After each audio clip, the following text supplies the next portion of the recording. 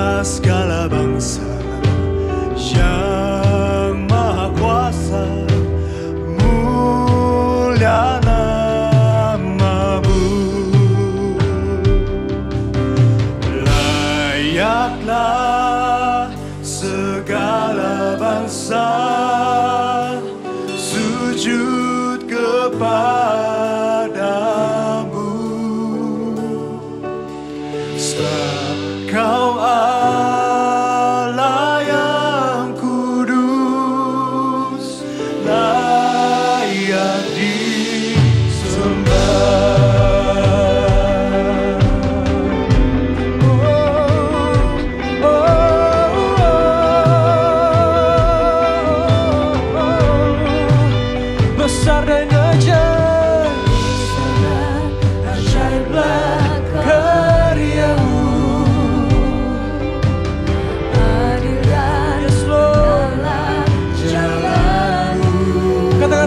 segala bangsa, Raja segala bangsa, yang maha kuasa, mulia nama-Mu.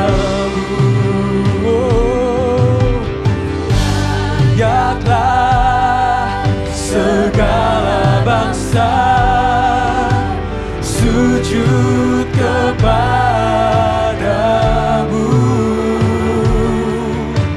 sebab Kau Allah yang kudus, layak disembah. katakan layaklah.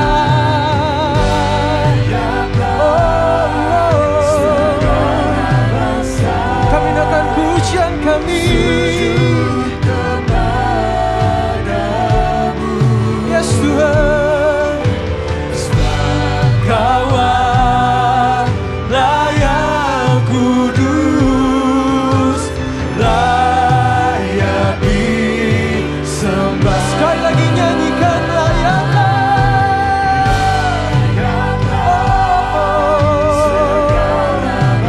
Kau layak Tuhan, Sujud kepadamu,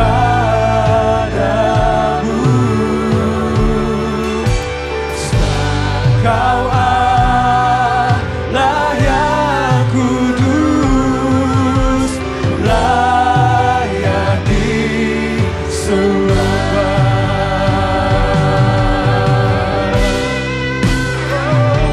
Kau layak Tuhan, terima segala pujian. Biar segala yang nafas naikkan pujian.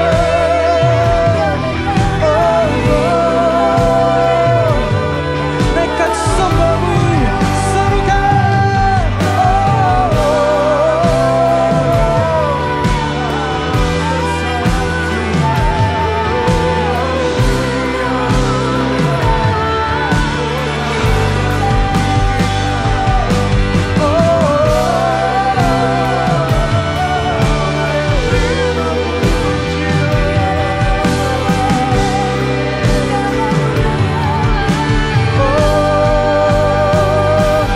Kau yang layak, Kau yang layak, kuduslah nama-Mu Tuhan. Kau yang layak, Kau yang layak, agunglah nama-Mu Tuhan. Serukan Kau yang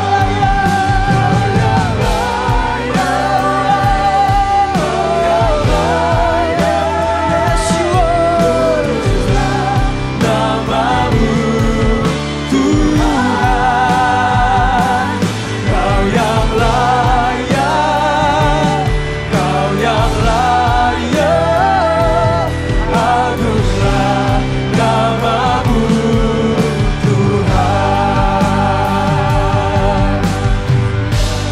Layaklah segala bangsa sujud kepadamu,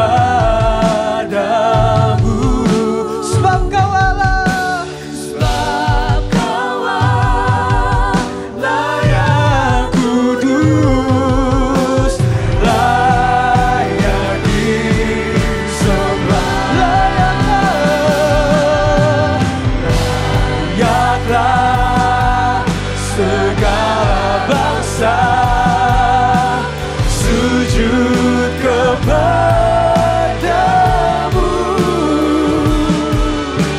sebab Kau Allah yang kudus, layak disembah. Kau yang layak, Kau yang layak, Kau yang layak,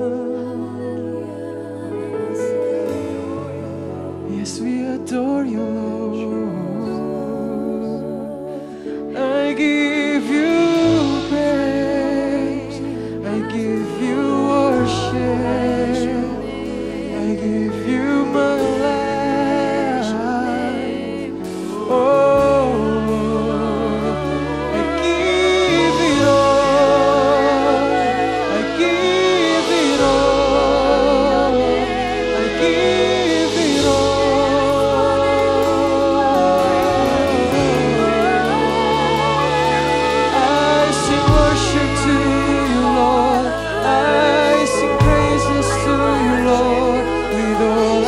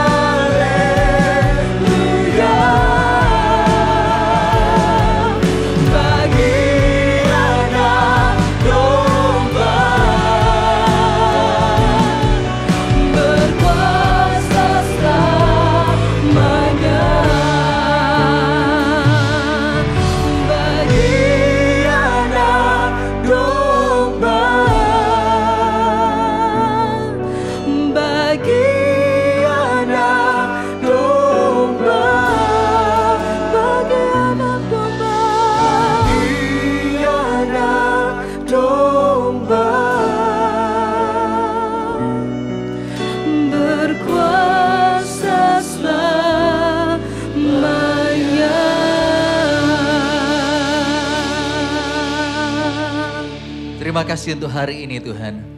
Jika sekali lagi kami dapat datang kepadamu, berbicara dan menaikkan hati kami kepada Bapa, kami tahu ini adalah sebuah anugerah. Dan biarlah setiap kesempatan kami bertemu denganmu, tak menjadi waktu yang lalu begitu saja. Beracaralah, berbicaralah. Ruang hati kami buka untuk Bapa beracara. Roh Kudus, mari hadiri tengah-tengah kami. Pada saat firman Tuhan dibagikan, biarlah kemerdekaan itu kami rasakan. Karena firman-Mu sampai ke hidup kami dan kami terima menjadi pegangan kehidupan. Terima kasih Bapa. Di dalam nama Tuhan Yesus kami berdoa dan menyambut kebenaran firman-Mu. Haleluya. Amin. Shalom saudara, apa kabarnya? Thank you juga untuk teman-teman PAW. Saya percaya Anda sekalian dalam keadaan yang luar biasa. Luar biasa bukan hanya karena hari ini hari Minggu saja, di mana kita bisa bertemu meskipun secara online untuk menaikkan pujian penyembahan kepada Allah dan menerima firman Tuhan.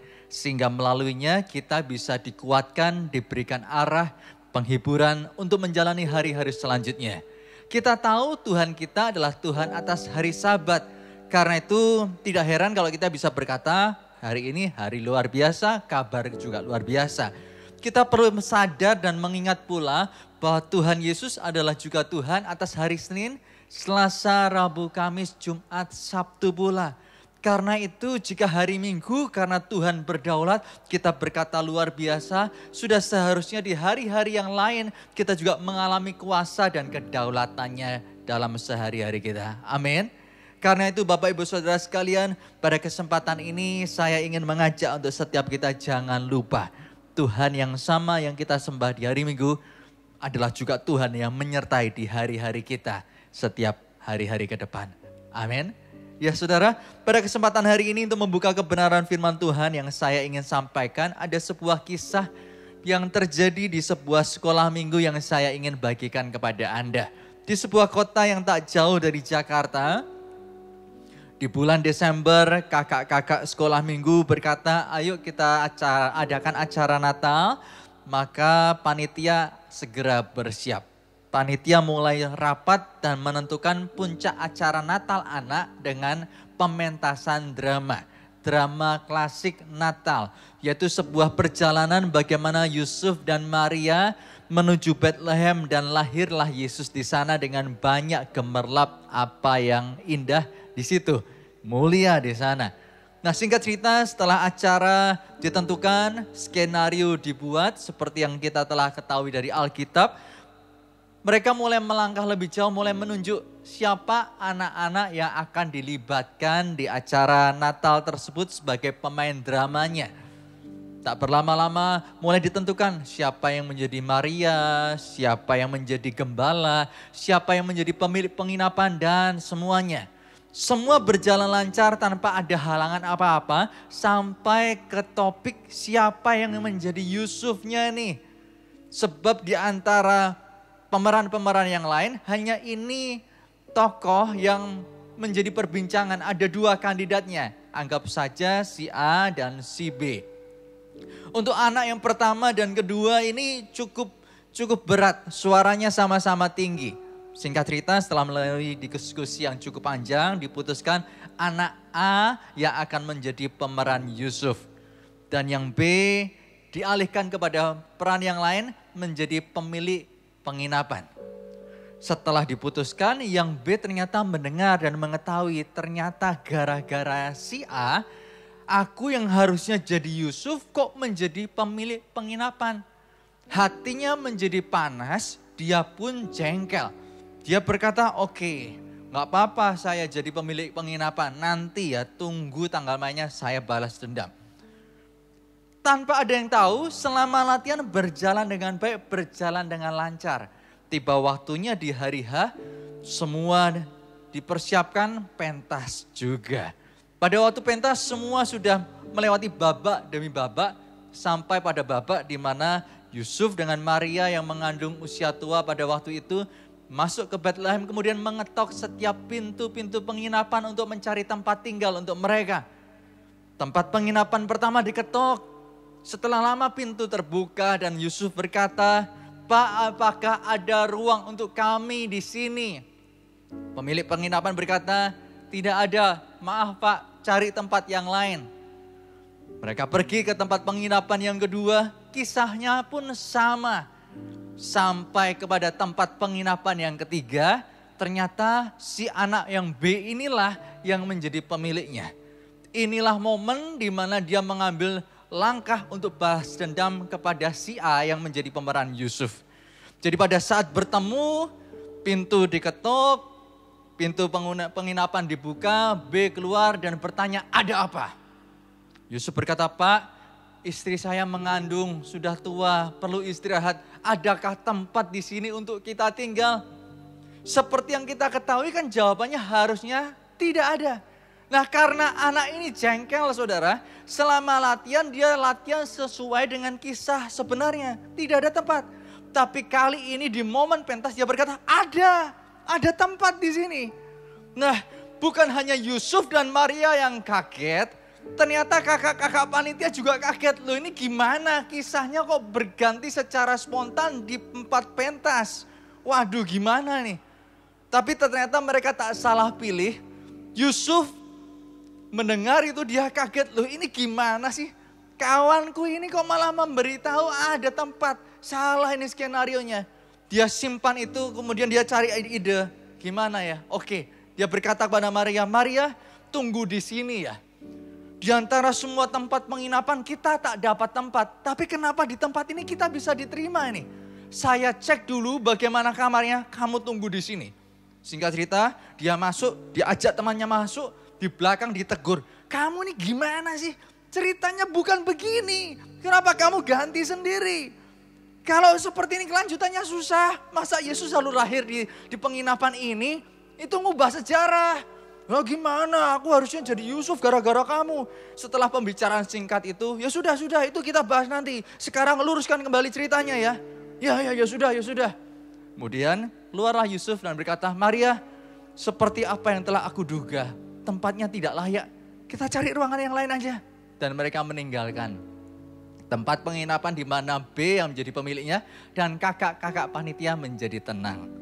Saudara, ini kisah kejadian nyata loh saudara, bukan buat-buat. Di dalam kehidupan kita, masalah bisa tiba meskipun tidak kita rencanakan. Spontan masalah bisa datang, besar ataupun kecil, tua maupun muda, pria dan wanita juga bisa mengalaminya. Kita yang secara usia, pengalaman sudah lebih banyak, seringkali kita memandang dan berkata kepada mereka yang masih kecil, kamu ini masih kecil, mengapa masalah seperti ini kamu nggak bisa menanggungnya? Bapak Ibu Saudara sekalian, seringkali kita berkata seperti itu karena kita punya cara pandang yang sudah lebih luas. Pengalaman kita sudah lebih banyak. Dengan kelebihan kita menilai dan memberikan masukan kepada anak kecil dengan cara pandangnya yang sempit. Coba ingat pada waktu kita di posisi seperti anak kecil. Bukankah masalah kecil-kecil yang menurut orang tua kita, ternyata bagi kita itu masalah besar. Jadi kita perlu dan menyadari setiap anak-anak kecil, mereka yang menghadapi masalah dan persoalan, lalu mereka memiliki cara pandang yang luas sehingga masalah yang besar menurut mereka bisa jadi kecil oleh karena mereka punya cara pandang yang berbeda. Seringkali kita apresiasi mereka dengan berkata, kamu anak hebat, kamu anak luar biasa. Itu hal pertama, masalah bisa spontan datang dalam kehidupan ini. Yang kedua saudara, kita perlu sadar bahwa bukankah kita adalah orang-orang yang percaya kepada Yesus. Kita percaya kepada Yesus bukan hanya karena dia Tuhan. Tetapi kita juga percaya bahwa Tuhan itu turut ambil bagian, turut serta tangannya bekerja untuk mendatangkan yang baik dalam kehidupan ini. Hal itu benar-benar perlu kita sadari. Sebab kita jika hanya berhenti pada titik Tuhan itu ada, bukankah kita hanya akan percaya Kristen secara KTP saja? Semua orang berkata Tuhan itu ada, kita sama seperti mereka. Kenyataannya bukankah Tuhan itu bekerja dan berkarya sampai saat ini juga. Pada kesempatan hari ini ada sebuah kebenaran firman Tuhan yang saya ingin bagikan kepada Anda. Kiranya bukan hanya menguatkan tetapi bisa mengubah cara berpikir Anda tentang Tuhan dan tentang diri Anda. Sehingga dengan demikian hidup kita semakin maju di dalam kekristenan, semakin serupa Kristus kita. Kita akan bersama melihat di dalam kitab Yohanes pasal yang ke-6. Nanti kita akan membaca ayat 5 sampai ayat yang ke-9. Sebetulnya kalau tentang Yohanes pasal ke-6 ini bukan cerita yang baru. Judulnya adalah Yesus memberi makan 5.000 orang. Tepatnya 5.000 orang laki-laki. Wow, luar biasa ya saudara. Dan kita tahu pada waktu itu orang banyak berkerumun, berkumpul dari kota demi kota, daerah demi daerah. Semakin hari semakin bertambah melihat bagaimana Yesus dan pengajarannya itu memerdekakan dan mengubah hati banyak orang. Singkat cerita, setelah masa berkumpul begitu banyak, hari sudah petang, mendadak sebuah pertanyaan itu diajukan Yesus kepada murid-muridnya. Pada waktu pertanyaan itu diajukan, ternyata ada satu kondisi, tapi dua ekspresi. Satu kondisi, satu keadaan, satu tantangan, satu masalah di tempat yang sama, tapi bisa ada dua respon orang yang berbeda. Respon yang pertama, ekspresi yang pertama adalah saya sebut dengan ekspresi Filipus, tipe Filipus. Mengapa saya katakan seperti ini? Sebab pada saat Filipus menerima pertanyaan dari Yesus, dia berkata dengan bahasa saya kalau saya gambarkan adalah, aduh masalah kehidupku ini terlalu berat.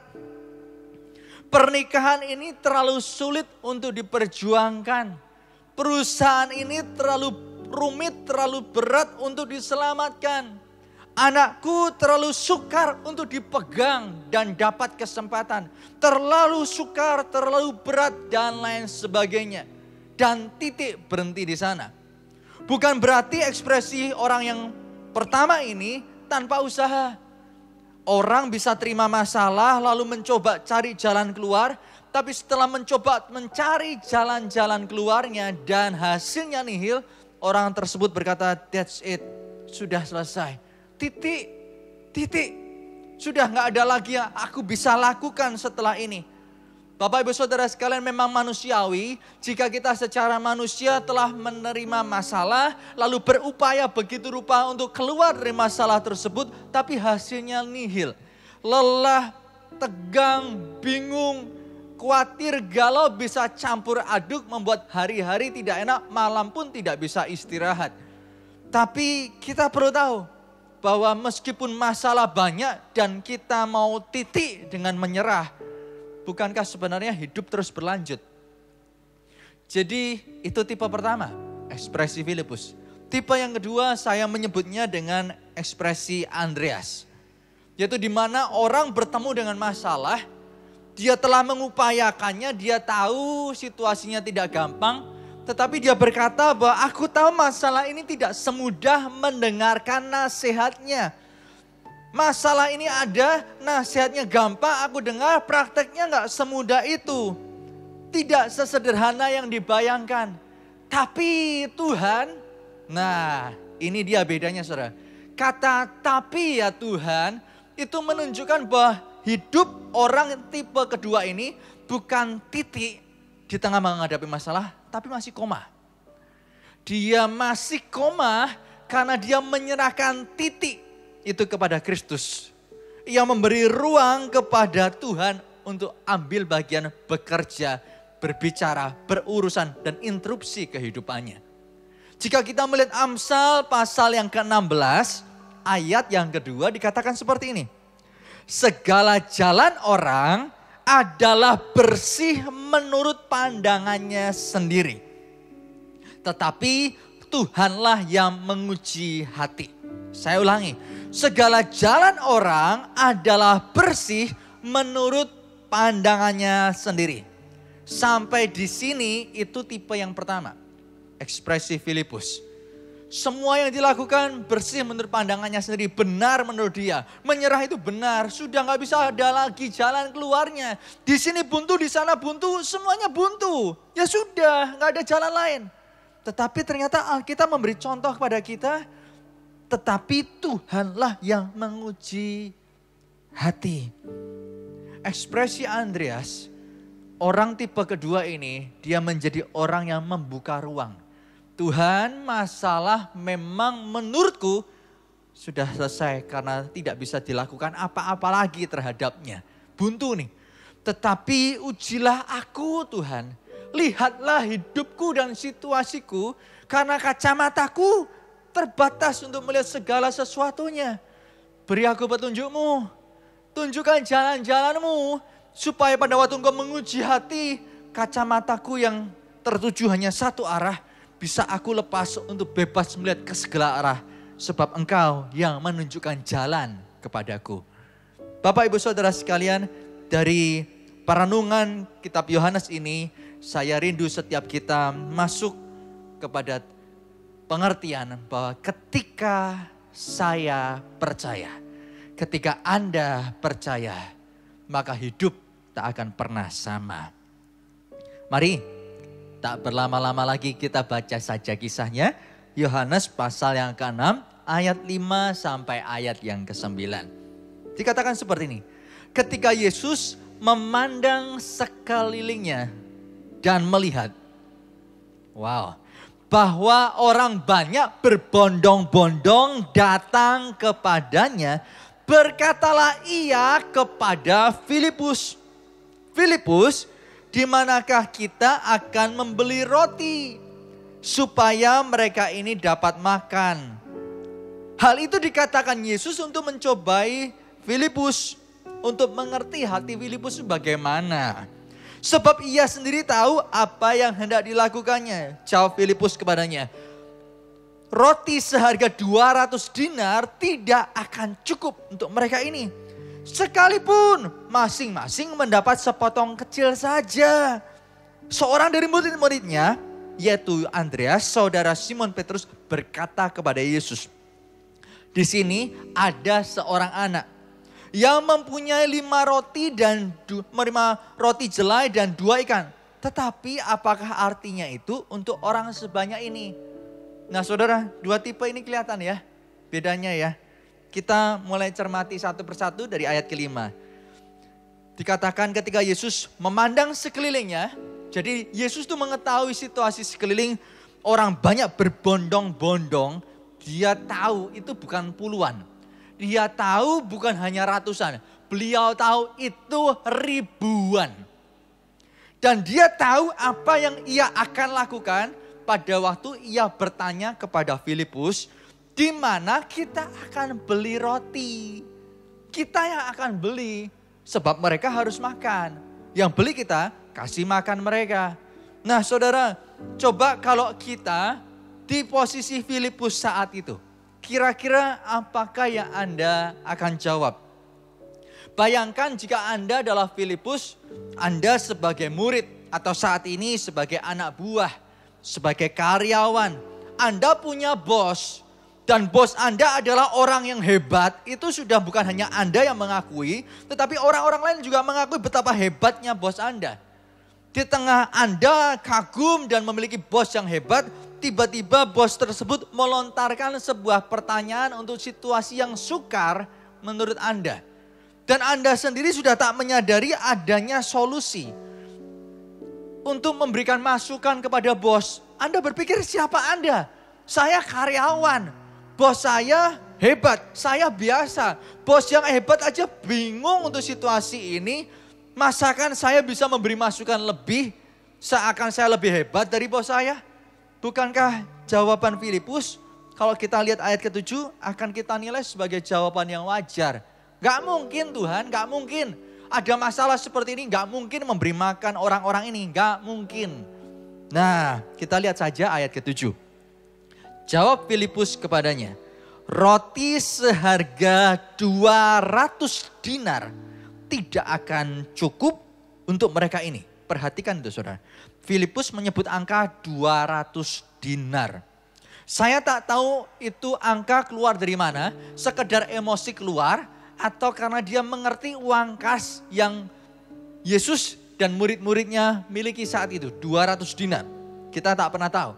Lebih jauh, Filipus berkata roti seharga 200 dinar tidak akan cukup untuk mereka ini. Sekalipun masing-masing, perhatikan, masing-masing mendapat sepotong kecil saja. Wah, saudara, Filipus ini benar-benar tidak melihat ada jalan keluar. Dia berkata secara bebas, Tuhan, ini orang banyak sekali. Uang 200 dinar beli roti, itu saja gak akan cukup meskipun dipotong-potong jadi kecil-kecil. Minimal paling enggak lah, ini ngawur ya. Bukan 200 dinar Tuhan butuhnya, ini 500 dinar. Dan kita gak punya uang seperti itu, sebanyak itu. Kalau kita punya uang sebanyak itu pun, mau beli di mana? Adakah orang atau pengusaha roti yang produksi 500 dinar roti saat ini juga? Jadi ada uang maupun tidak ada uang, sama-sama ada masalah. Karena meskipun ada uang, belum tentu ada penjualnya. Tuhan ini bagaimana sih? Saudara, 200 dinar itu bukan nilai yang kecil loh. Sebab orang bekerja pada waktu itu upahnya satu hari itu 1 dinar. Jadi kalau 200 dinar dipotong setiap hari kerja, dikurangi hari Sabat, dikurangi hari-hari raya, 200 dinar yang disebut oleh Filipus tidak cukup. Itu sama dengan gaji 8 bulan kerja. Itu bukan nominal yang kecil. Gaji 8 bulan kerja Anda beliin roti tentu akan jumlahnya sangat banyak. Tapi Filipus berkata meskipun jumlahnya banyak, 8 bulan kita kerja dibelikan roti gak akan cukup tuh Tuhan untuk malam ini kasih mereka makan. Karena di benak Filipus memang masalah itu sudah tidak bisa teratasi apa-apa. Sudah titik. Saudara, lebih jauh lagi kalau kita melihat berbeda dengan yang kedua, yaitu Andreas. Andreas berkata, di sini ada seorang anak yang mempunyai 5 roti jelai dan 2 ikan. Tapi apakah artinya ini untuk orang sebanyak ini? Andreas juga punya komentar. Tuhan, situasi ini tuh gak mungkin ada jalan keluarnya. Tapi itu menurut saya Andreas. Yang aku punya dari anak ini 5 roti dan 2 ikan. Ini loh Tuhan, kira-kira gimana kelanjutannya? Koma, titiknya diserahkan ke Tuhan. Kira-kira nih saudara, dari tipe yang pertama ekspresi Filipus, yang kedua ekspresi Andreas, siapakah Anda hari ini?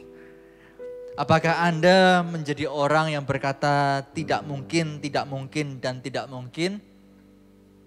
Ataukah Anda meskipun susah melihat realita tidak mungkin, tapi Anda berkata gak usah sebut Tuhan deh.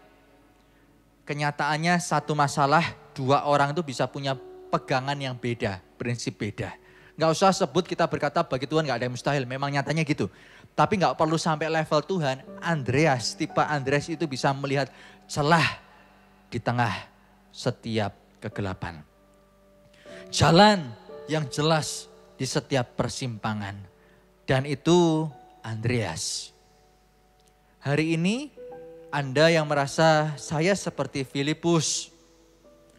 Anda bisa saja hari ini Filipus, tapi selanjutnya tetap Filipus.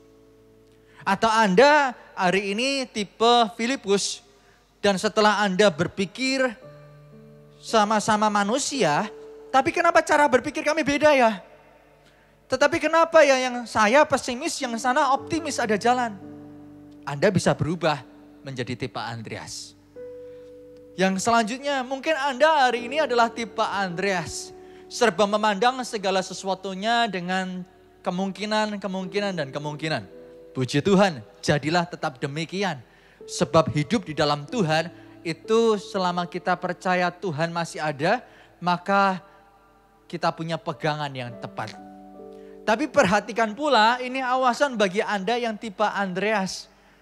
Karena jika Anda tidak menjaga hati Anda, tak menjaga percaya Anda bisa bergeser dari Andreas menjadi tipe Filipus.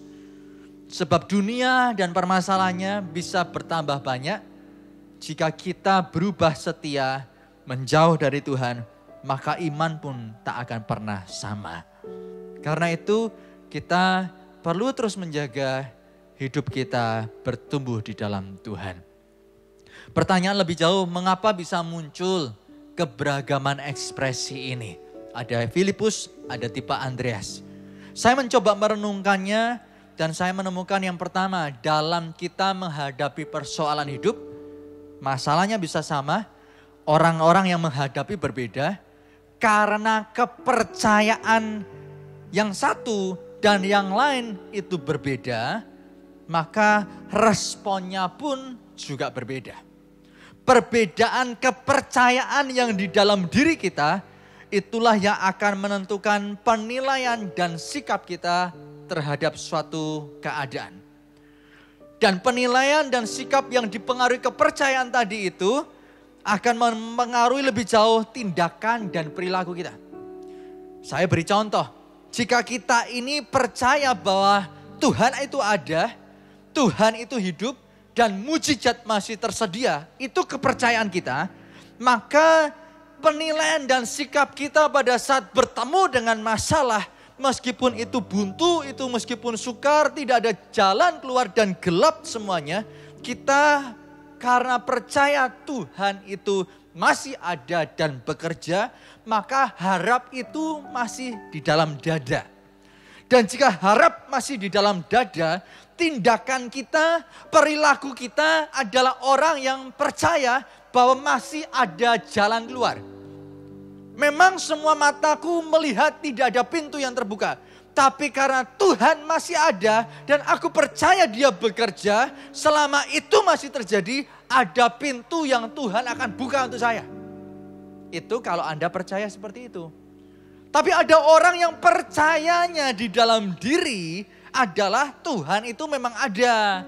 Tapi itu cerita masa lalu saja. Alkitab hanya sebatas sejarah. Tak lagi Tuhan berkuasa dan bekerja hingga sekarang. Maka jika itu kepercayaan Anda, maka itu akan mempengaruhi penilaian dan sikap Anda terhadap diri dan situasi terhadap masalah yang Anda hadapi. Jika Anda telah mengupayakan begitu banyak cara dan hasilnya juga tak ada, ya sudah, siapa lagi yang bisa melakukannya? Jika usaha Anda dan orang-orang untuk menolong Anda tak ada hasil, Anda tak percaya Tuhan bekerja, hanya sebatas sejarah, maka sudah titik juga hidup Anda. Contoh yang lain, jika Anda percaya Tuhan itu pemurah, bukan pemarah, maka Anda akan jadi orang yang meskipun Anda tahu keadaan Anda tak dikenan Tuhan, hidup dalam gelimpang dosa, karena Anda percaya Tuhan itu pemurah, maka Anda akan mengambil keputusan seperti seorang pemungut cukai yang datang ke bait Allah, duduk di paling belakang karena merasa tidak layak, hidupnya penuh dengan kesalahan dan dosa. Tapi dia berkata, Tuhan, hidupku tidak benar, tapi aku tahu Engkau pemurah hati. Bermurah hatilah bukan hanya kepada orang lain, murah hatilah kepadaku pula. Jadilah orang yang menerimaku. Kenapa? Karena kita percaya Tuhan itu pemurah. Jika Anda percayanya adalah Tuhan pemarah, maka Anda akan merasa berbuat sedikit salah, tidak sempurna, maka pecat sebagai anak menjadi resikonya. Hukuman jadi resikonya. Anda bukan menjadi orang yang berani mendekat kepada Allah. Meskipun Anda kelihatannya baik-baik saja, Anda merasa takut dengan Tuhan. Benar aja bisa salah, apalagi salah. Pasti hancur hidup saya. Daripada mendekat takut, salah juga beresiko. Bukankah orang yang percaya Tuhan itu pemarah, maka tindakan dan perilakunya akan menjauh dari Tuhan. Saudara, apa yang kita percayai itu penting sekali. Kepercayaan itu adalah sesuatu yang kita anggap benar untuk dipegang.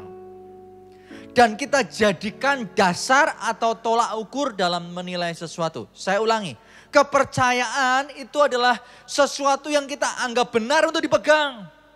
Dan dijadikan dasar atau tolak ukur di dalam kita menilai sesuatu. Nah, pada saat saya merenungkan paling tidak ada 3 hal ini yang bisa membentuk kepercayaan di dalam hati kita. Membentuk kepercayaan, sistem kepercayaan di benak kita. Yang pertama sumbernya adalah diri kita sendiri.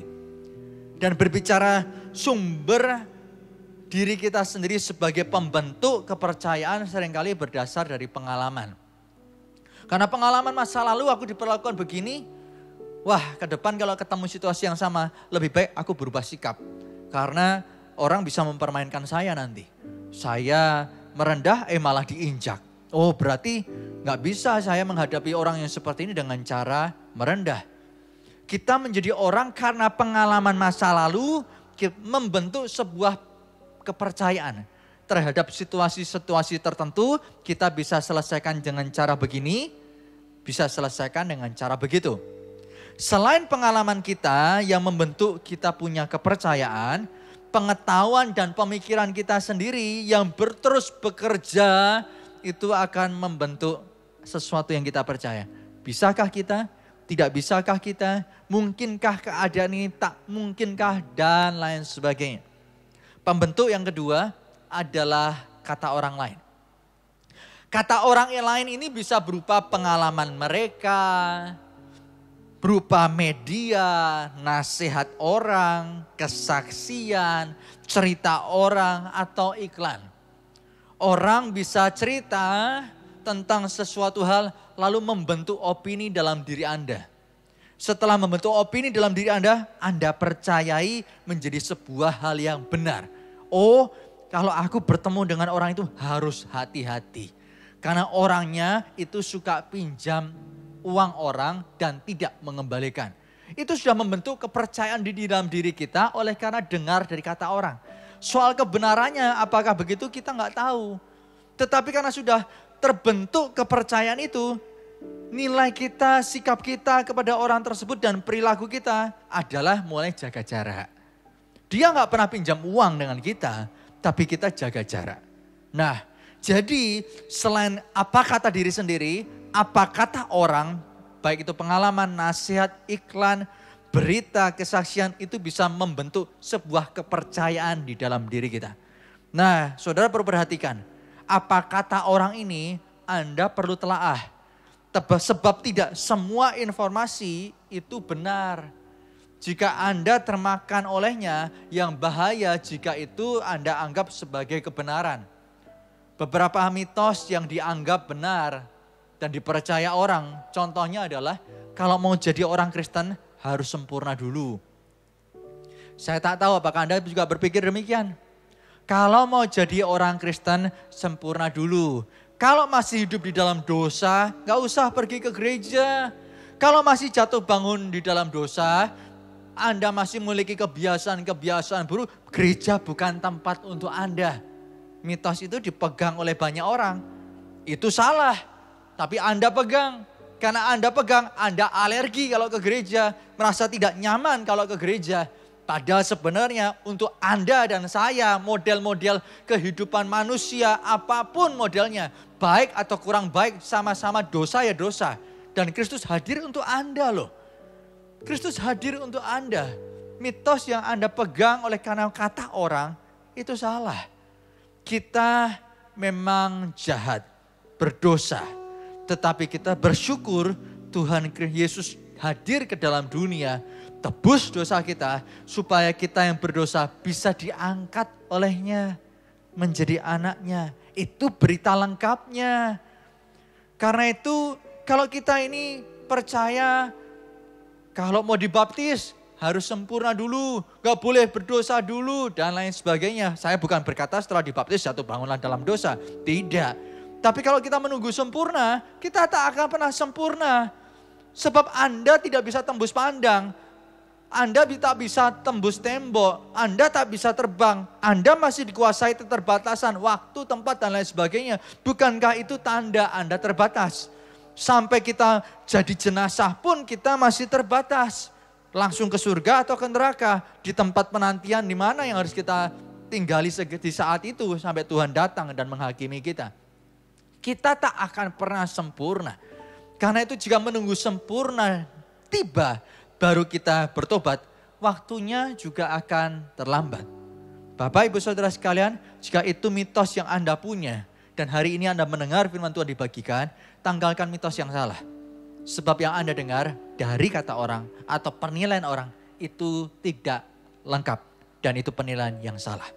Mitos yang lain berkata menjadi orang Kristen itu penuh kasih. Orang Kristen itu gak boleh marah, gak boleh seperti itu. Sehingga pada waktu kita bertemu dengan orang Kristen dan kita memperlakukan dia dengan cara yang tidak menyenangkan hatinya, dia menegur kita atau dia marah kepada kita, kita berkata, loh kamu kok Kristen marah? Kok Kristen marah? Sebab kita punya mitos, orang Kristen gak boleh marah, orang Kristen gak bisa konflik. Saudara, namanya manusia, konflik itu terjadi karena berbedaan. Entah beda pendapat, entah beda cara pandang, entah beda kesukaan, maka terjadi perbedaan yang disebut konflik tadi. Konflik bukan berarti langsung berantem. Beda pendapat kan konflik juga. Karena itu hati-hati jika Anda memiliki sebuah kepercayaan yang terbentuk oleh karena kata orang. Itu berupa asumsi, gosip, hal yang benar atau mitos yang membahayakan. Baru yang ketiga, sumber pembentuk kepercayaan di dalam hati dan hidup kita adalah firman Tuhan. Nah, ini menjadi tantangannya, saudara. Oleh karena apa menjadi tantangannya? Nyatanya tak semua orang itu mau baca Alkitab. Semakin Anda menjauh dari Alkitab, Anda semakin jauh dari yang benar. Hal yang benar yang Anda perlu ketahui, Anda bisa dimerdekakan olehnya, malah Anda menjauhkan diri dari hal-hal tersebut. Hati-hati, saudara. Anda bisa terjebak menjadi orang yang hidup dari apa kata orang. Hati-hati. Karena itu saya dorong Anda, sekarang kita mudah memiliki fasilitas termasuk mendapatkan membaca Alkitab dari gadget kita. Mari manfaatkan waktu secara cepat, singkat kita bisa baca Alkitab dengan cepat di gadget kita. Gak bingung, kita bisa memanfaatkannya.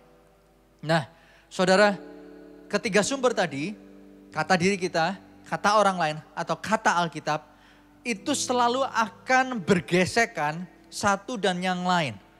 Akan menjadi sebuah pergumulan di hati kita yang ujungnya membuat kita akan takut, akan stres, bingung, galau, percaya diri atau menjadi orang yang penuh iman bergantung pada kadar sumber mana yang paling tinggi. Jika dari tiga sumber tadi Anda punya untuk menghadapi satu situasi, tapi kadar firman Allah dalam diri Anda lebih tinggi daripada kata orang atau kata diri sendiri, maka yang terjadi imanlah yang akan muncul mengalahkan situasi Anda. Anda belum tentu langsung keluar dari situasi tersebut, tapi paling tidak Anda punya kekuatan dan keberanian untuk menghadapinya. Tetapi jika Anda ternyata pada saat bergumulnya ketiga kadar tadi, kata orang atau kata diri sendiri itu yang mendominasi. Dan kata-kata tersebut ternyata berlawanan dengan firman Tuhan, membuat Anda ketakutan dan cemas. Tidak heran Anda merasa tak mampu menghadapi sebuah situasi. Sebuah situasi yang harusnya Anda mampu untuk hadapi, tapi Anda berkata, saya tidak bisa. Saya tidak bisa. Karena itu saya ajak di kesempatan hari ini, coba cek. Apakah Anda menjadi orang yang memiliki kepercayaan yang benar tentang Tuhan di hidup Anda? Sudahkah kepercayaan yang terbentuk di dalam diri Anda itu benar? Sudah benarkah? Kalau belum benar, ayo segera berbenah. Supaya tipe Filipus berubah menjadi tipe Andreas. Dan tipe Andreas tetap menjadi Andreas yang semakin kuat. Oleh karena apa? Kita berbenah. Kita menjadi lebih baik dari sebelumnya. Nah, pertanyaan bagaimana kita bisa memiliki sebuah kepercayaan yang benar dan mengetahui benar dan salah tentang Tuhan di dalam diri ini. Gampang sekali. Anda yang belum ikut CG, belum ikut Connect Group, ayo segera ikut Connect Group ya. Ayo ikut Connect Group. Di Connect Group bukan hanya Anda sendiri, ada orang lain di sana. Anda bisa join, apalagi hari ini kita melakukannya secara online. Dengarkan di sana firman Tuhan dibagikan. Dengarkan kesaksian yang membangun di sana.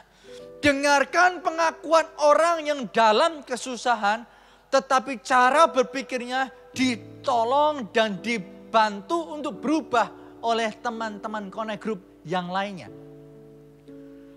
Pada saat Anda hari ini hidup sendiri, segera hubungi kami. Yang tak punya komunitas rohani, ayo join Connect Group. Kami akan bantu Anda untuk bertumbuh di dalam Connect Group. Terkoneksi satu dengan yang lain. Sehingga jika Anda punya pola pikir yang salah, Anda bisa bertanya. Dengan bertanya Anda bisa ketemu dengan orang yang tepat menjadi sumber memberikan masukan, nasihat. Yang ujungnya jika kadar firman mulai ditata, kadar kata orang ternyata sumbernya adalah sumber yang benar. Kedua ini bersinergi. Ujungnya adalah iman bagi Anda dalam menghadapi situasi yang sukar. Join Connect Group. Pak, saya malu. Malu, jangan dibawa melulu. Jika malu, ini untuk kepentingan Anda. Segera beritahu. Saya malu ikut Connect Group, bagaimana caranya? Malu itu nggak semua orang tahu, apalagi kita online. Wajah Anda mau merah ataupun biru ataupun apa, nggak akan kelihatan saudara. Kita akan kelihatan temu di layar. Anda latihan menghadapi rasa malu itu di sana, supaya Anda terselamatkan dari cara pandang dan kepercayaan yang salah tentang Tuhan. Sebab yang disebut anak Allah bukan orang-orang yang sudah baik saja iman dan kehidupannya. Tetapi setiap kita yang percaya kepada Kristus, sudah menemukan jalan ke sana atau belum, kita pun anaknya. Ayo join Connect Group, kelompok kecil yang membuat kita bertumbuh di dalam Kristus. Yang kedua saudara, kenapa bisa muncul ekspresi yang berbeda dalam menghadapi situasi persoalan hidup yang sama. Yang kedua adalah orang yang pertama dan orang yang kedua bukan hanya memiliki kepercayaan yang berbeda, tetapi yang kedua keberanian untuk mengambil resiko itu juga beda. Ada orang yang gak berani ambil resiko, gak mau berubah, ya dia akan tetap sama. Ada orang yang berani mengambil resiko keluar dari zona nyaman untuk mencoba hal yang baru. Ia ketahui. Dan saya mau mengingatkan juga bahwa orang disebut berani itu bukan karena absennya ketakutan. Orang itu bisa disebut berani oleh karena memang tak punya rasa takut. Rasa takut absen dari hidupnya. Tetapi orang juga disebut berani oleh karena meskipun ada rasa takut, ia tetap maju juga. Saudara, bertemu dengan kawan di gadget, media untuk kita ikut Connect Group. Mereka gak akan tahu kita malu kecuali kita berkata, saya lagi malu nih. Orang tak akan tahu Anda takut pada waktu join lingkungan baru kami, jika Anda tidak membuka diri dengan berkata, aku nih sebetulnya takut. Tetapi dengan Anda membuka diri, bukan itu membuat kami menilai bahwa orang takut nih, orang malu. Bukan, itu justru itu kesempatan bagi kami untuk merangkul Anda lebih dekat. Sebab kita sama-sama anak Allah, sudah waktunya kita bekerja sama dan bertumbuh bersama-sama. Itu Connect Group. Itu yang akan Anda hadapi, rasakan dan alami di dalamnya. Nah, Alkitab itu dipenuhi oleh kisah-kisah heroik dari orang-orang yang bukan tak punya rasa takut, tapi meskipun punya rasa takut, mereka berani ambil resiko. Banyak sekali kisahnya saudara. Dan kembali kepada Yohanes pasal yang ke-6, Andreas itu adalah salah satu contoh orang yang berani. Dia berani percaya kepada karakter Kristus. Dia ini gak malu saudara. Waktu Filipus ditanya, Filipus ini orang banyak ada, kita perlu kasih makan nih. Andreas itu tentu dengar apa yang Yesus tanya dan apa yang Filipus jawab. Karena itu Andreas bisa ikut meresponi juga. Nih Tuhan, ada 5 roti 2 ikan dipunyai anak ini. Jadi dia tahu pada waktu Filipus berkata, kita ini kalau punya 200 dinar itu dibeliin roti. Gak cukup. Meskipun dibagi-bagi kecil. Apalagi 5 roti 2 ikan. Kalau Andreas itu tidak mau ambil resiko, dia bisa berkata, aduh malu saya kalau ketemu Tuhan di tengah uang 200 dinar aja gak cukup, ini 5 roti 2 ikan berapa dinar ini nilainya? Jangan-jangan setengah dinar. Malu saya. Jika dia tak berani ambil resiko, dia tak akan pernah bertemu menjadi alat dan sarana Tuhan, mujizat terlaksana lewat inisiatifnya dia yang ikut serta dalam proyek Tuhan. Saudara, Andreas ini orang hebat, bukan karena dia punya segala sesuatunya, tetapi karena dia berani mencoba. Dalam ketaatan kepada Tuhan, dia percaya. Kan kita nggak tahu, pada waktu Andreas membawa 5 roti dan 2 ikan itu, Yesus akan marah, Yesus akan menegur, atau Yesus akan memuji. Andreas tak tahu, kita juga tak tahu apa yang terjadi selain membacanya. Tetapi saya percaya pada saat Andreas datang dan Yesus meresponi dengan menerima, kemudian mengangkat ke surga. Wow, kalau saya di posisi Andreas hari itu, saya melihat betapa diri saya diterima, dipakai, ambil bagian dalam syukur yang Yesus naikkan kepada Bapa. Karena kesederhanaan yang ia punya ternyata menjadi pilihan Tuhan untuk melipat gandakan makanan untuk orang banyak. Hari itu saya percaya ada ukiran di dalam hatinya betapa dia dikasihi Tuhan. Betapa Tuhan itu baik. Betapa apa yang sukar menurut jalanku, menurut pikirku, ternyata kalau di tangan Tuhan segala sesuatu yang kecil bisa jadi besar juga. Aku tak pernah menyangka 5 roti dan 2 ikan kalau aku bawa ini akan jadi memberi makan begitu banyak orang. Tapi kok bisa ya? Kalau aku tidak melakukannya, apa yang terjadi ya? Mungkin orang lain yang dipakai. Kalau Petrus sudah berjalan di atas air, kalau ini kesempatanku, wah Tuhan terima kasih. Dalam sejarah hidupku, aku ambil bagian dalam proyek besar Tuhan. Wow, itu Andreas. Kalau saya di sana jadi dia. Kalau saya jadi dia. Dalam hidup saya menyadari ada banyak titik di mana Tuhan ikut ambil bagian. Sehingga pada saat Tuhan turut campur tangan, itu menjadi pengalaman-pengalaman yang mengukir bahwa Tuhan itu setia. Tuhan itu setia. Tuhan itu setia. Dan oleh karena Tuhan itu setia, itu membuat saya semakin percaya kepada Tuhan dari sumber yang tepat, yaitu firman Tuhan. Dan itu yang membuat saya berani melangkah, karena saya tahu Tuhan yang saya percaya tidak akan mempermalukan saya. Bukankah Tuhan kita sama? Pengalaman kita bisa berbeda, bukan untuk diperbandingkan, tetapi pengalaman ini bisa saling dibagikan untuk menguatkan. Karena stat kita saja yang berbeda. Ada saya yang lebih mendahului Anda dalam mengikut Tuhan, atau ada Anda yang mendahului saya dalam mengikut Tuhan. Tapi sama-sama hari ini kita terus perlu menjadi orang yang memiliki keputusan yang sama. Berani percaya kepada Tuhan dan menjadi saksi hidup dari pekerjaannya. Refleksi yang saya ingin kita pikirkan bersama-sama, saudara, sudah berapa lama Anda percaya kepada Kristus?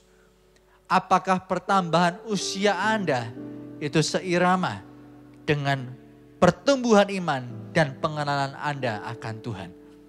Saya ulangi, apakah usia Anda menjadi orang Kristen itu seirama dengan pertumbuhan rohani Anda dan pengalaman serta pengenalan Anda akan Tuhan? Jika ternyata enggak, Anda sudah lama jadi orang percaya Yesus, tapi Anda tak percaya bahwa Tuhan itu masih ada dan berkarya sampai sekarang, sehingga Anda tak punya pengalaman pribadi dengan beliau. Dan pertumbuhan iman itu tak terjadi pula. Hari ini jangan berhenti terus di tempat yang sama. Mari pertimbangkan dan pikirkan bahwa satu situasi banyak ekspresi bisa berbeda. Jika kita sama-sama menghadapi satu masalah, dan ternyata saya bisa berkata pengalaman yang saya alami bersama dengan Kristus, itu membuat saya semakin percaya Tuhan itu setia dan masih bekerja sampai sekarang. Sedangkan Anda tidak. Saya ingin Anda mulai merenungkan. Hidup yang seperti Anda jalani itu yang mau diteruskan? Atau Anda berani keluar dari zona nyaman di kapal Anda dan berkata, saya mau jadikan hidup saya ini dalam menghadapi situasi bukan berakhir dengan titik, tetapi koma. Saya mau belajar mengundang Tuhan dalam hidup saya. Jika Anda demikian, satu harapan yang muncul di hati ini terdapat di Yohanes pasal ke-8 ayat yang ke-29. Ini harapan saya. Ini harapan saya kepada setiap kita. Yohanes 8 ayat 29 dan dikatakan, dan Ia yang telah mengutus aku dan Bapa yang telah mengutus aku, kata Tuhan Yesus, Bapa menyertai aku. Ia tidak membiarkan aku sendiri sebab, perhatikan ini, sebab aku senantiasa berbuat apa yang berkenan kepadanya. Senantiasa berbuat apa yang berkenan kepadanya. Mengapa Yesus bisa senantiasa berbuat yang berkenan kepadanya? Karena hidupnya bukan hidup dari apa kata orang, apa kata dirinya, tapi apa kata Bapa. Dan beliau berani mengambil resikonya. Dalam ketaatan, kalau Anda baca di Alkitab, bukan hanya satu kali, bukan hanya dua kali, tapi berkali-kali ada pengakuan Bapa yang berkata, inilah anakku, kepadanya lah aku berkenan. Bahkan setelah Yesus mati di kayu salib, bangkit kembali, namanya menjadi nama di atas segala nama. Semua ciptaan di bumi, di bawah bumi, di langit dan di atasnya harus tunduk kepada nama itu. Mengapa? Karena Yesus senantiasa berkenan kepada Tuhan, kepada Bapa, karena melakukan kehendak Bapa. Saudara, hari ini kalau kita tengok ke belakang, kita bisa melihat ada momen kita berkenan dalam kehidupan kita di hadapan Bapa. Tapi ada momen kita tak berkenan di hadapan Bapa. Itu semua masa lalu. Bagaimana hari ini dan ke depan. Mari kita berubah menjadi orang yang dari tak berkenan menjaga perkenanan Tuhan senantiasa ada di hati kita. Anda yang hidup tak berkenan, mari jadi orang yang mulai perhatikan bagaimana Anda menjalani hidup dan mulai hidup berkenan pula di hadapannya. Doa saya, better awareness mulai muncul dalam diri Anda. Kewaspadaan yang lebih baik dalam menjalani hidup ini. Lebih baik dalam menimbang sesuatu, lebih baik lagi di dalam memikirkan sesuatu, oleh karena kita tahu ternyata jika ada orang yang mengalami Kristus dalam kehidupannya dan saya tidak, ternyata aku perlu pertimbangkan supaya Kristus juga ada dalam kehidupanku. Anda masuk dalam kesadaran yang sama dengan saya bahwa Tuhan itu hadir. Tuhan itu ada. Bukan hanya better awareness. Pada saat Anda mulai menambahkan kewaspadaan yang lebih baik, maka Anda akan bertemu pada memiliki pilihan-pilihan yang lebih baik pula. Better choices. Anda bisa memiliki lebih banyak pilihan dan pintu yang Anda pertimbangkan pada saat bertemu dengan jalan buntu. Dan pada saat Anda menjadi orang yang menambahkan kewaspadaan, bertambah pula pilihan-pilihan yang baik dalam kehidupan Anda, biarlah Anda pun menjadi orang yang menemukan ada hasil yang lebih baik, a better result. Hasil yang lebih baik, di mana Anda dan saya disebut sebagai murid Yesus. Murid Yesus. Jika hari ini Anda mendengar firman Tuhan dan berkata, aku mau menjadi murid Yesus, meskipun hari ini hidupku dalam kegelapan, dalam persimpangan, aku mau jadi murid Yesus. Mari, nanti kita berdoa bersama-sama. Tahukah Anda, di dalam pernikahan, calon suami dan calon istri berkata, dalam suka dan duka, aku menerimamu dan akan bersamamu. Dalam kekurangan maupun kelebihan, sehat maupun sakit. Itu manusia yang mengucapkannya. Memang ada yang gagal melakukannya. Tapi bukankah juga banyak yang berhasil? Manusia itu bisa setia kepada pasangannya dalam berbagai keadaan. Tahukah Anda, kelanjutan dari janji nikah tadi, bukankah seperti Kristus mengasihi jemaat, aku akan mengasihimu. Dasar dari sebuah janji pernikahan adalah kasih Kristus kepada jemaat. Jadi sebelum seseorang bisa berjanji setia dan mempraktekkan kesetiaan, kita perlu tahu bahwa Yesus telah setia dulu dalam kehidupan kita. Mulai hari ini jangan hidup sendirian. Ada Kristus, ada keluarga Tuhan. Mari bertumbuh di dalam Tuhan. Lihat situasi dan kehidupan dengan cara pandang yang berbeda. Dan kemenangan Anda rasakan. Karena sebagai murid Tuhan, Anda akan melihat banyak pertolongan, banyak kekuatan, dan jalan keluar juga tersedia. Dengan menjadi pelaku firman Tuhan, hidup Anda dikenan olehnya. Amin. Mari kita akan tundukkan kepala kita akan datang kepada Tuhan. Terima kasih Tuhan, terima kasih untuk kebaikan-Mu, terima kasih untuk kemurahan-Mu. Bapak Ibu Saudara sekalian, pada kesempatan hari ini, saya memanggil Anda sebagai saudara, kawan, kakak, adik, orang tua di dalam Kristus. Engkau saudaraku, engkau sahabatku. Mari kita maju di dalam Tuhan, saling menguatkan dan jadi alat kemuliaannya seperti Andreas. Tak peduli gelapnya dunia Anda, justru itu kesempatan pada saat kau meninggalkan kegelapan itu dan kembali kepada Allah. Betapa besar kerugian neraka yang engkau akan berikan. Dan besar pula keuntungan yang engkau akan berikan kepada surga.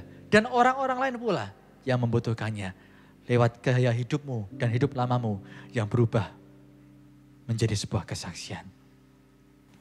Terima kasih Tuhan. Biarlah lagu ini menjadi perenungan kita di hadapan Tuhan. Selidiki aku, lihat hatiku, apakah ku sungguh mengasihimu, Yesus, Kau yang Maha Tahu dan menilai hidupku, tak ada yang tersembunyi bagimu. Selidiki aku, Mari renungkan saja lagu ini. lihat hatiku, Jika Anda belum bisa berdoa, apakah ku biar lagu ini menjadi perenungan Anda. Yesus, Jika Anda bisa berdoa, biarlah lagu ini menjadi doa Anda pula. dan menilai hidupku, tak ada yang Tersembunyi bagimu. Telah kulihat kebaikan-Mu yang tak pernah habis di hidupku. Ku berjuang sampai akhirnya Kau dapati aku tetap setia. Telah kulihat kebaikan-Mu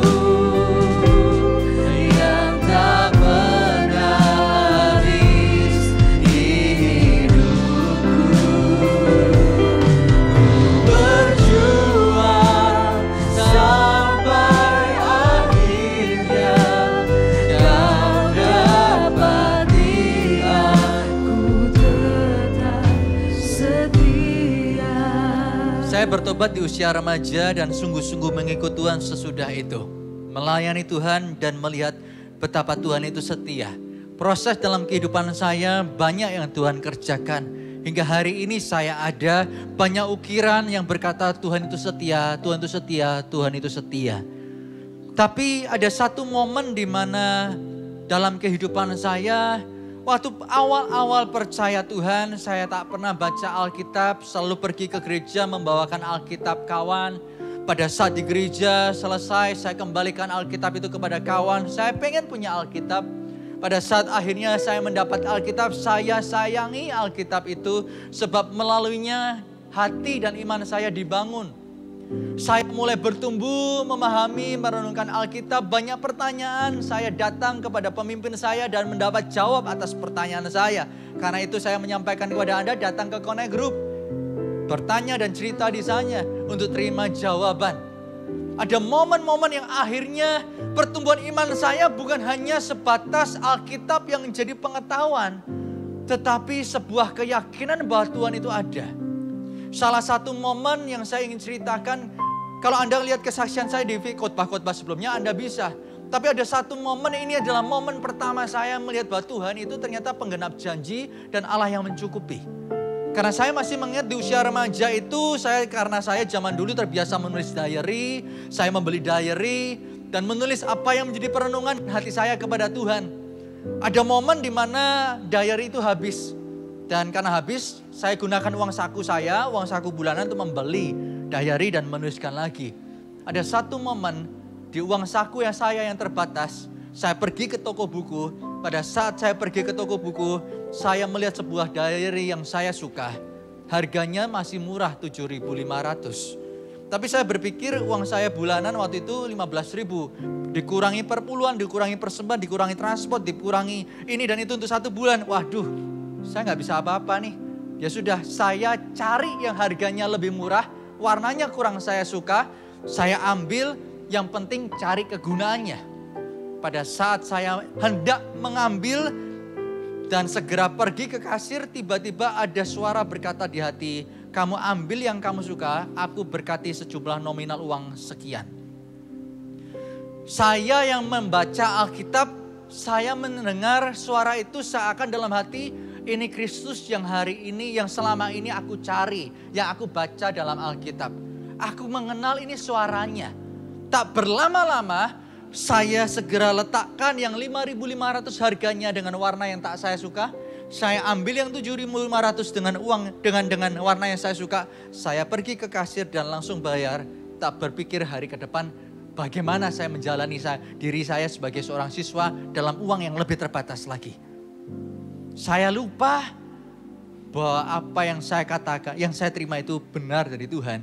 Sampai hari Senin, pada saat saya pergi ke gereja, tak ada angin, tak ada hujan, saya dipanggil oleh salah seorang kakak pembina saya. Beliau berkata, Benny, tidak usah cari ini dari siapa, ini dari Tuhan yang berkati kamu. Saya tak pernah mengerti itu maksudnya apa. Saya pikir ini orang hanya titip untuk dibuangkan. Sampah yang dilipat dan dibuang. Saya berpikir kalau ini sampah kok rapi sekali dan ada tulisan di sana. Singkat cerita ini bukan sampah nih, ya sudah dah. Saya bawa pulang. Pada waktu keluar gereja saya penasaran dan saya putuskan untuk buka. Pada waktu buka saya melihat ada pesan di sana. Alasan mengapa seseorang itu memberkati saya sejumlah nominal uang. Tepat apa yang saya dengar pada waktu di tempat toko buku saya menerima dari Tuhan. Begitu saya membukanya, nominalnya sama. Saya tak kuat, saya berlari menuju rumah dengan air mata menetes di pipi saya. Orang lain lihat gak peduli. Tapi saya tahu Tuhan yang berjanji tak pernah ia ingkar janji. Pengalaman ini bukannya 1-2 kali ataupun hanya dalam hal aspek ekonomi. Tapi dalam aspek-aspek yang lain Tuhan itu Tuhan yang baik juga untuk kehidupan Anda. Di mana Anda rapotnya merah, banyak kebutuhan untuk diselamatkan, ditolong Tuhan. Kasih karunia Allah cukup untuk hidup Anda. Jangan pergi darinya lagi. Mari bertobat dan datang ke Connect Group biar hidup Anda dikuatkan. Amin. Mari kita berdoa. Tuhan, hamba selesai berbicara. Firman-Mu telah disampaikan. Berbicaralah lebih jauh, berperkaralah lebih dalam kehidupan umat-umat-Mu. Kami yang merasa layak atau kurang layak, itu bukan selalu harus menjadi pertanyaan yang kami ajukan. Karena kami sadar kebenaran kami pun sudah gak layak di hadapan Bapa. Kalau kami dibenarkan itu oleh karena Bapa penuh sayang kepada kami. Kasih karunia. Biar kasih karunia itu bekerja ya Tuhan. Selamatkan setiap umat-Mu yang hari ini menyaksikan dan mendengar firman Tuhan yang dibagikan. Jamah hati mereka. Bangkitkan hati yang mengasihi Tuhan. Bangkitkan iman percaya Allah menerima mereka. Bangkitkan juga keinginan haus dan lapar untuk bertumbuh di dalam Tuhan. Bertumbuh dalam komunitas orang percaya. Sehingga kehidupan kami boleh lama secara usia Kristen. Boleh baru secara usia menjadi orang Kristen. Tetapi biarlah iman kami menjadi dewasa di dalam iman itu segera. Terima kasih Tuhan. Meteraikan kebenaran firman-Mu. Dan kami memberkati setiap connect group demi connect group menjadi kelompok sel di mana kehidupan kami disegarkan secara iman. Cara berpikir kami dan kepercayaan yang kami punya diarahkan terus menjadi kepercayaan yang seperti Alkitab ajarkan. Terima kasih Bapak. Bapak Ibu Saudara sekalian, sebentar kita mengakhiri ibadah, biarlah berkat ini Anda terima. Kasih karunia daripada Allah Bapa, cinta kasih dari Kristus Yesus Putranya yang tunggal, dan persekutuan dengan Roh Kudus menyertai Anda, menuntun Anda, sehingga jalan hidup Anda dengan mengizinkan bukan titik lagi Anda pegang, tetapi koma yang Anda pegang, serahkan titik kepada Tuhan, sehingga Anda memberi ruang Tuhan menguji hati Anda, membawa Anda kepada peningkatan dan peningkatan sampai Maranatha, Kristus datang untuk kedua kalinya. Di dalam nama Tuhan Yesus, engkau orang-orang yang dikasihi dan orang-orang yang hebat di dalam iman. Haleluya. Amin. Tuhan Yesus memberkati.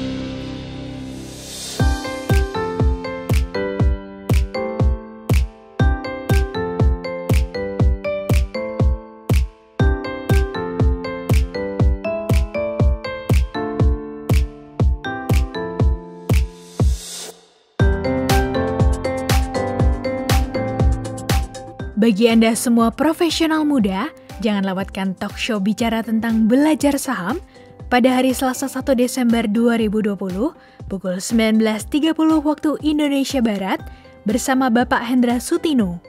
Anda dapat mengakses tayangan ini melalui channel YouTube GMS Jakarta atau melalui website gms.church/streaming/Jabodetabek. Jangan lewatkan Eagle Kids Christmas Celebration dengan tema Kisah Kota Kusam pada hari Sabtu 5 Desember 2020 pukul 13 waktu Indonesia Barat. Acara ini khusus bagi anak-anak dan akan diadakan secara online dan premier pada link gms.church/streaming atau youtube.com/gmschurch. Mari ajak anak Anda untuk mengikuti acara ini.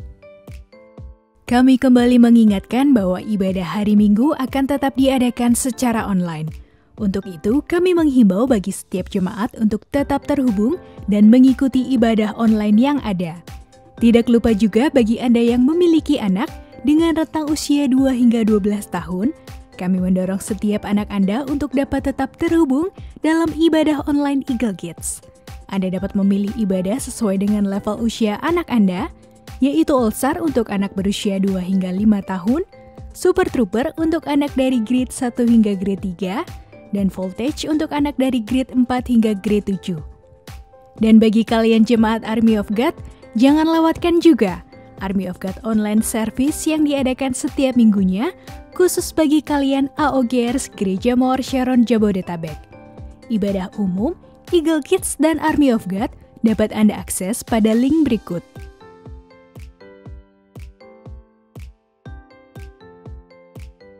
Minggu depan adalah minggu perpuluhan. Mari persiapkan diri Anda. Making disciples, transforming lives.